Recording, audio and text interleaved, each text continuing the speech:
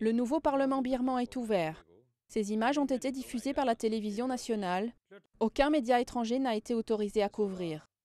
L'entrée en fonction du Parlement national et des 14 assemblées régionales est vue par la junte comme une nouvelle étape vers sa démocratie disciplinée. Mais les critiques n'attendent pas de véritables changements dans un pays dirigé d'une poigne de fer par les militaires depuis un demi-siècle.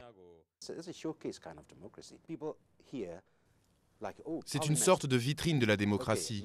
Les gens entendent Parlement, députés, et puis le Parlement se réunit, et élections, multipartis, des choses comme ça. Mais tout est faux.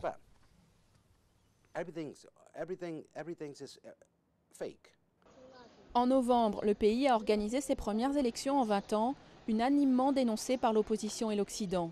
Un quart des sièges a été réservé aux militaires et le parti créé par la junte a remporté plus de 75% du reste. Malgré tout, les quelques députés d'opposition ne perdent pas espoir. Mon sentiment, c'est qu'on va tout de même dans la bonne direction. Mais c'est inachevé. Le parti de la célèbre opposante Aung San Suu Kyi, libéré quelques jours après les élections, n'est pas représenté au Parlement. Il a été dissous pour avoir décidé de boycotter le scrutin.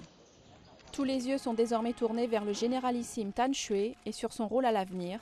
Au pouvoir depuis 1992, l'homme fort du régime ne semble pas prêt à passer la main.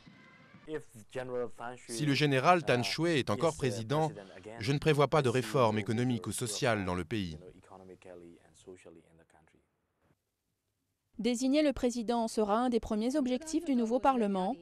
Cette tâche effectuée, les futures attributions des assemblées restent un mystère, y compris pour les députés eux-mêmes.